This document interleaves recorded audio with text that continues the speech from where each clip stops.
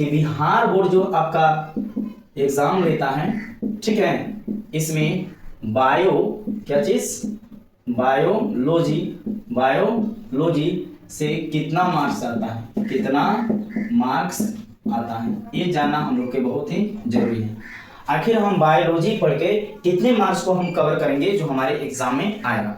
देखिए, अगर सिलेबस की बात किया जाए, एग्जाम पैटर्न है, इसके अगर बात किया जाए तो ध्यान दीजिए, ऑब्जेक्टिव से आपका मोटा मोटी बायो से 10 प्लस ऑब्जेक्टिव आते हैं। कितने प्लस? 10 प्लस, है ना जी।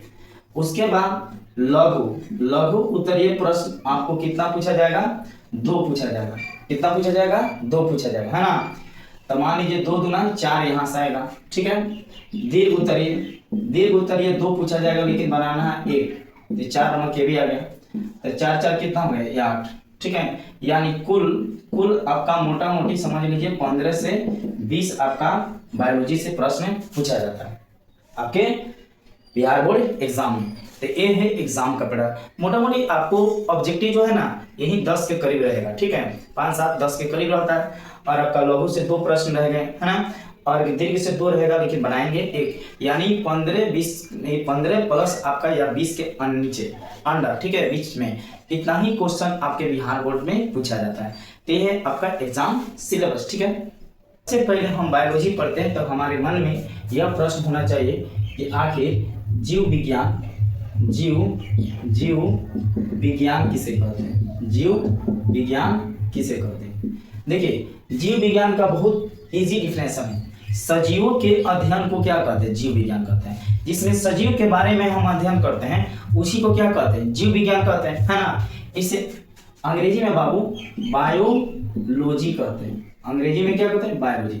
देखिए, बायो प्लस लॉजी, यानी बायो का अर्थ होता है सजीव यानी जीव। बायो का अर्थ क्या होता है? सजीव यानी जीव, या लॉजी का अर्थ होता है अध्ययन करना। लॉजी का अर्थ क्या होता है? अध्ययन करना, यानी सजीवों का अध्ययन करना ही बायोलॉजी कहलाता है। सजीवों का अध्ययन करना ही क्या कहलाता है? बायोलॉजी कहलाता है ना जी।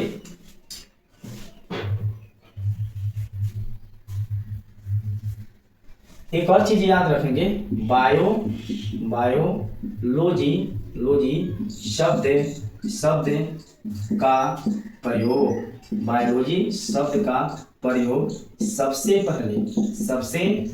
पहले लेमार्क, क्या नाम था इनका? लेमार्क। सबसे पहले लेमार्क वैज्ञानिक ने किया था। यानी बायोलॉजी शब्द का प्रयोग सबसे पहले लेमार्क वैज्ञानिक ने किया था, है ना। बायोलॉजी के अगर पिता की बात किया जाए, बायोलॉजी के पिता तो अरस्तु हैं। कौन है जी? अरस्तु जी हैं। बायोलॉजी के पिता कौन है? अरस्तु जी हैं। बायोलॉजी अरस्तु द्वारा लिखा गया पहला पुस्तक क्या था? हिस्टोरिया था।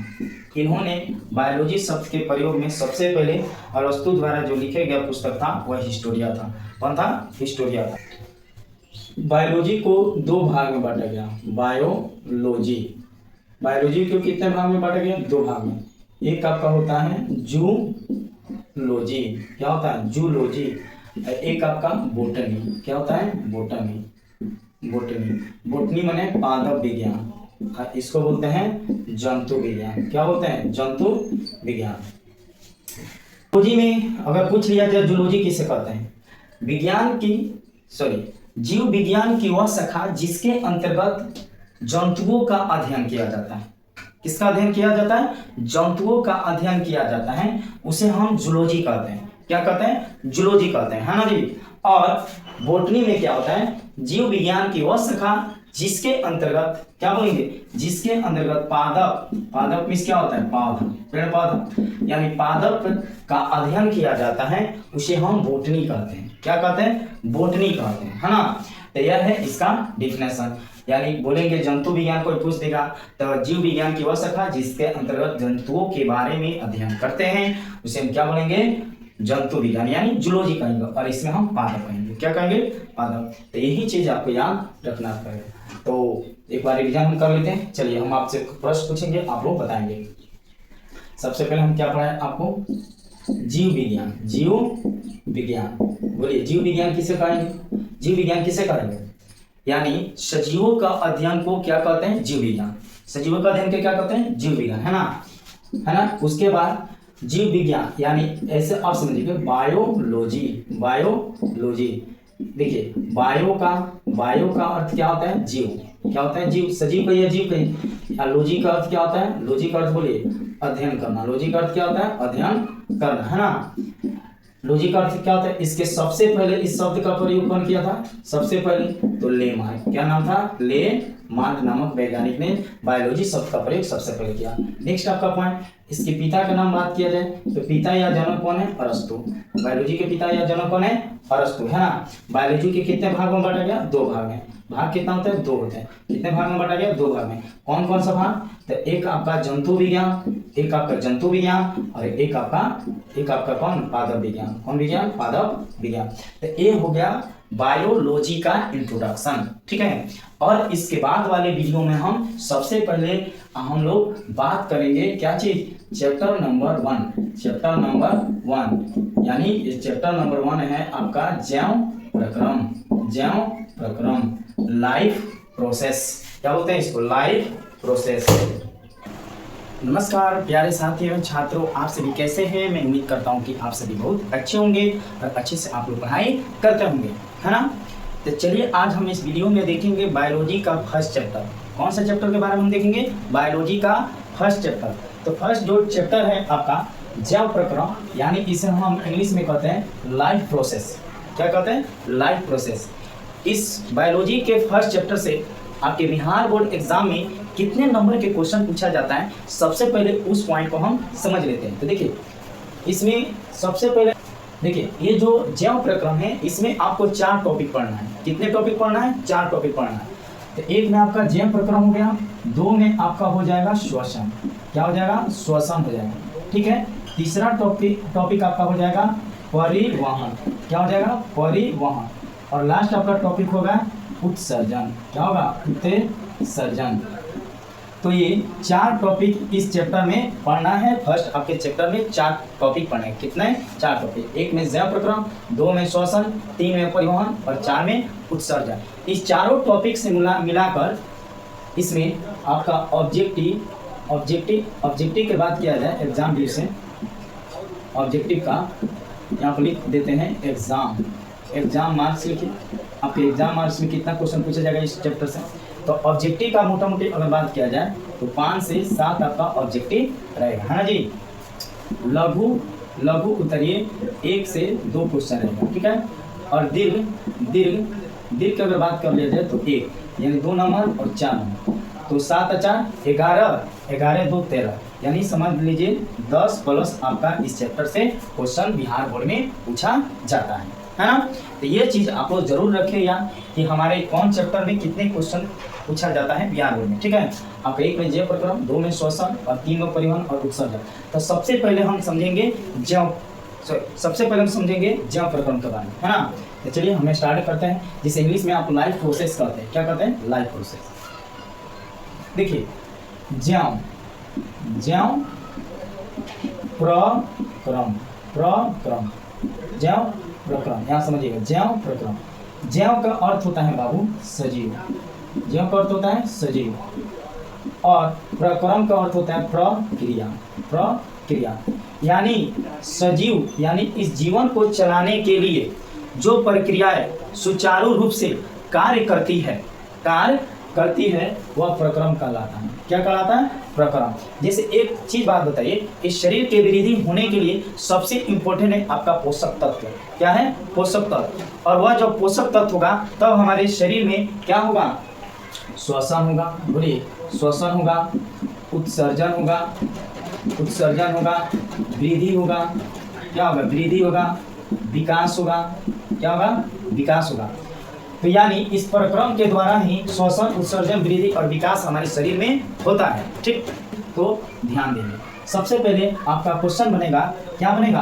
क्वेश्चन आपसे पूछा जा सकता है जैव प्रक्रम किसे कहते हैं?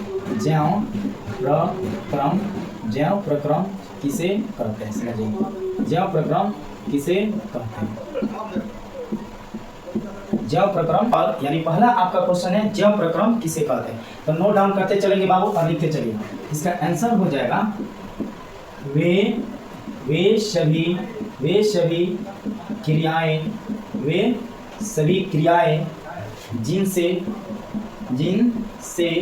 सजीवों, क्या चीज, सजीवों का अनुरक्षण होता है। क्या है? होता है। वे सभी क्रियाएं जिनसे सजीवों का अनुरक्षण होता है उसे क्या कहते हैं? यहाँ फुल स्टॉप हो जाएगा। उसे जैव प्रक्रम कहते हैं। उसे क्या कहते हैं? जैव प्रक्रम कहते हैं। कहते है ना जी, बोलिए।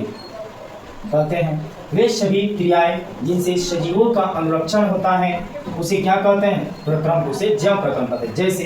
जैसे में आप लिखते चलेंगे। जैसे, बोलिए, जैसे पोषण, बोलिए, श्वसन, वृद्धि, विकास आदि। ठीक है, तो ये होता है जैव प्रक्रम का डिफिनेशन। इसे आप लोग याद कर लेंगे। ओके, पॉइंट है बाबू पोषक पदार्थ।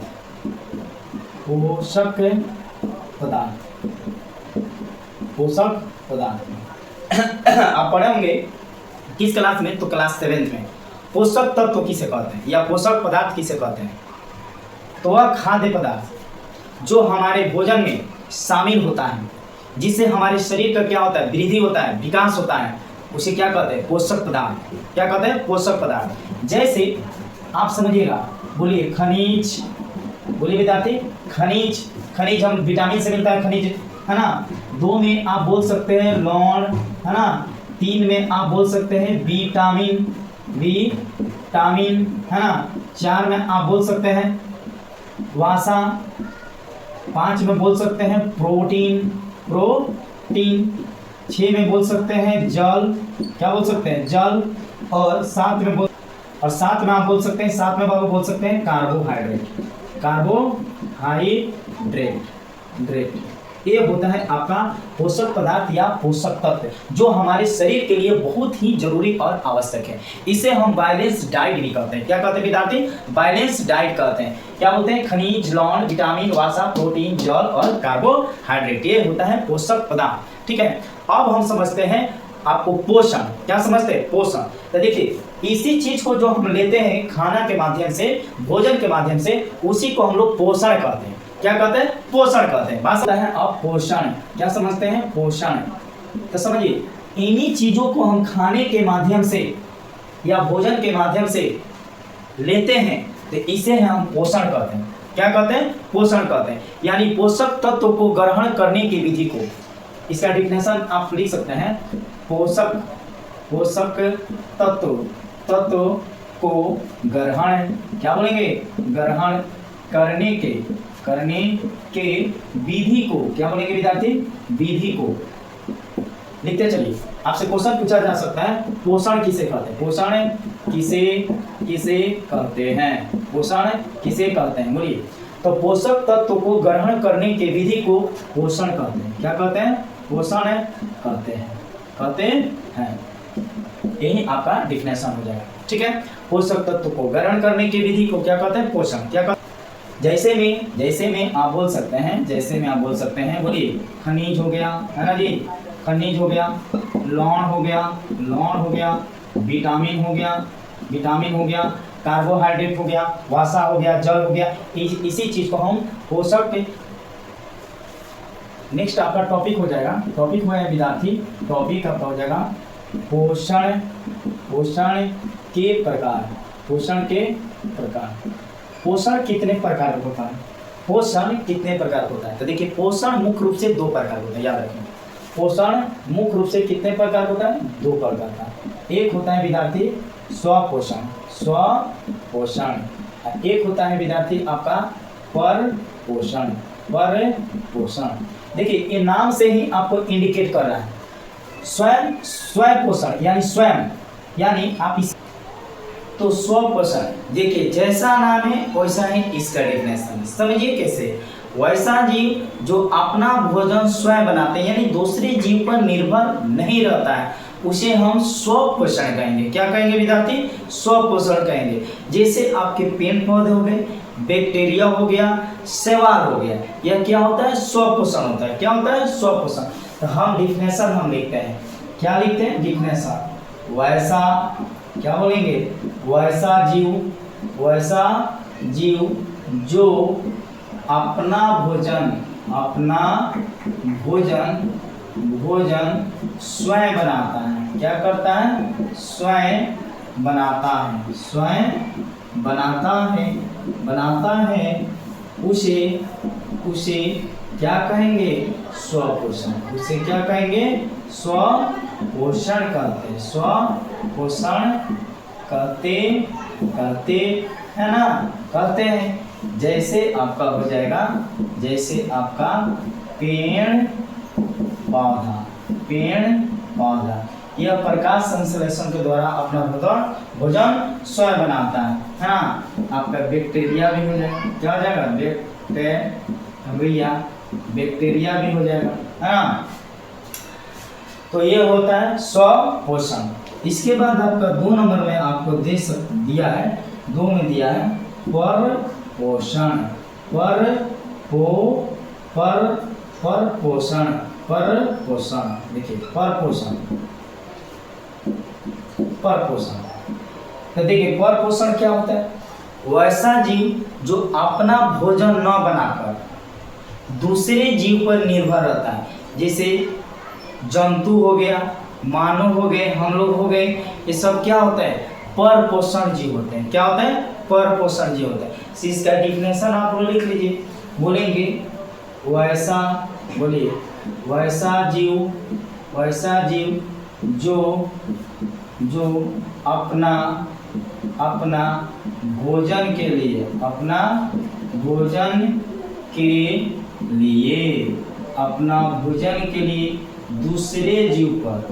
दूसरे क्या बोलेंगे विद्यार्थी? दूसरे जीव पर निर्भर रहता है, उसे क्या कहेंगे?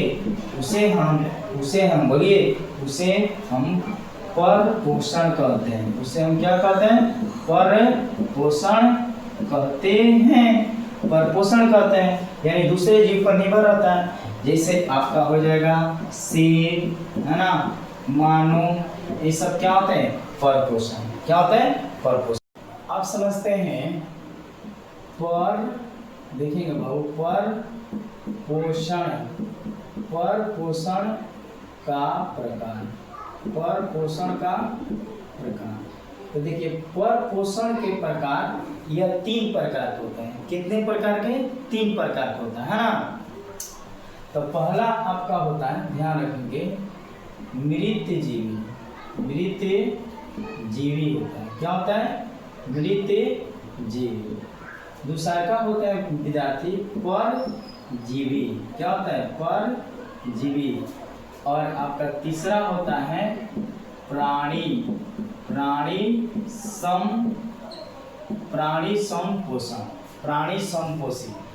समपोषी होता है। तब अब समझते हैं मृत जीवी। इस प्रकार के पोषण में मरे हुए जंतुओं से अपना भोजन प्राप्त करते हैं। क्या लिखेंगे विद्यार्थी? इस पोषण में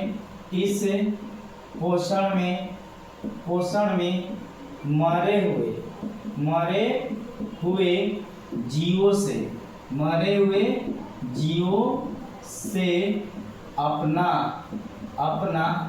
भोजन प्राप्त करता है। क्या करता है? प्राप्त करता है। उसे क्या कहते हैं? मृत जीवी। क्या कहते हैं? मृत जीवी।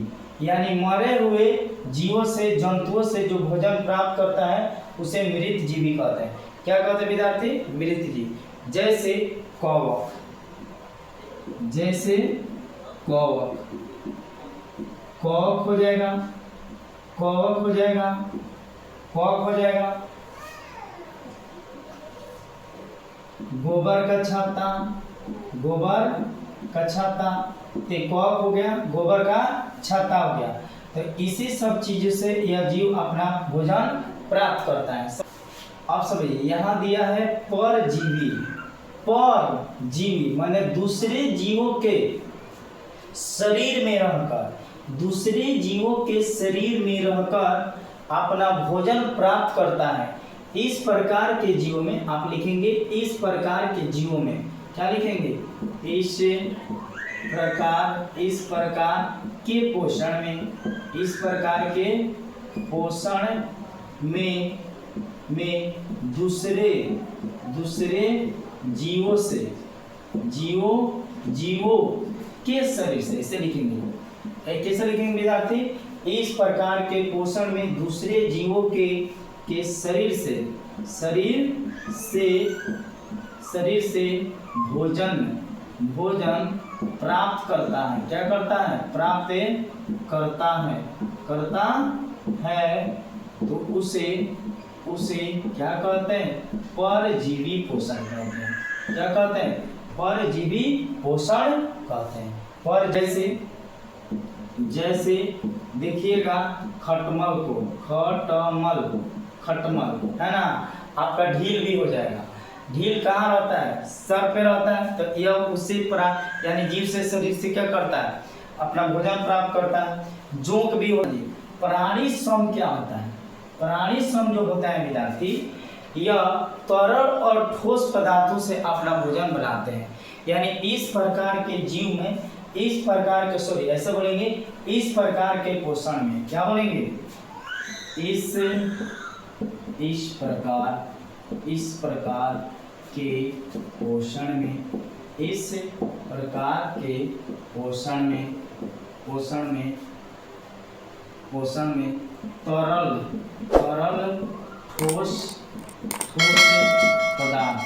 ठोस पदार्थ से भोजन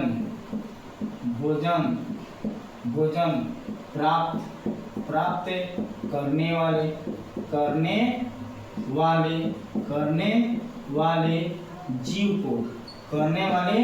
जीव को प्राणी श्रम कहते हैं। क्या कहते हैं, प्राणी श्रम कहते हैं।